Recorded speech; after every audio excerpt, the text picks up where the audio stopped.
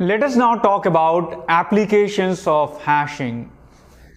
Hashing is one of the most used data structures in computer science. Hash table is actually a data structure, hashing is a technique, right? If you ask me, I would say after array, it's the second most used data structure. It's everywhere in computer science. It's used in all fields of computer science. It's used to solve many algorithmic problems efficiently. Let's talk about all the applications that I've listed here. These are only few applications. There's a big list of applications. So first application is implementing dictionaries. You want to implement a dictionary anywhere where you have a set of words, dictionary words, which are valid words.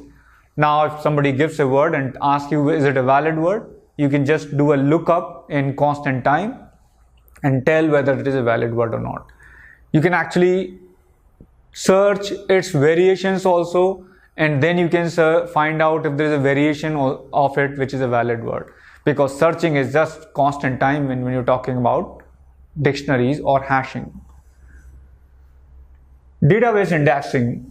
Databases, they use indexing to quickly find records. Primary indexing, secondary indexing. These indexings can be implemented two ways. One is B or B plus trees, other is hashing. Using hashing, we can build these indexing. Most of the databases, they use one of these two techniques. Cryptography. So this is where hashing is used everywhere. When you log into a website and you enter your password, if it's a decent website, they will never store your password in plain text form, right? They will store your password by first generating a hash out of it, and then they will store the hash. So when you log in next time, the hash function is computed again and it is compared with the stored hash, and if they are same, then you are allowed to enter. Caches. Hashing can be used to implement caches anywhere. For example, if you are implementing browser cache, browsers, they have some local data for different URLs. So your URLs become key and the data associated with that URL, that becomes value. So they can quickly find out what are the local storage values or the values for that particular URL. Symbol tables in compilers or interpreters. When you program, you use many variables, and these variables have to be looked up quickly to find out whether they are valid variables or not, to find out their addresses. So compilers and interpreters, they use symbol tables, which are nothing but hash tables. Routers. When routers, they are connected to a local network, for example, your home router, which is a Wi-Fi router, for example, it is connected to many local devices and it is also connected to internet. So for the local devices, it needs to quickly find out the device for a given IP address, right? Local devices.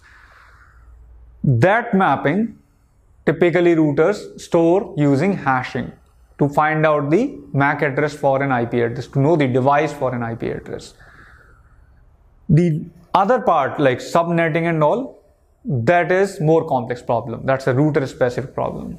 Last application that is mentioned here, not last of hashing. There are many more applications of hashing, actually, many more. The last application that I've mentioned here that many programmers use. When we write programs, if we are working with the databases, we get data from tables, and these tables, they have stored data in form of multiple columns. So we use these columns as keys, and we get most of the libraries, they provide these library functions to get this data in the form of an associative arrays, and these associative arrays are nothing but hashes. So when you say a language supports associative array, or there's an associative array in this language, this associative array is nothing but hashing, where you can use strings as an index or any data type as an index, and you can get the values. Many people who work with databases, work with fetching the data from the database, they use these associative arrays a lot to get the data from the databases. So this is not the complete list. These are main applications. There is a huge list of applications of hashing data structure. Hashing is actually everywhere in computer science, in softwares, in programming. It's used a lot.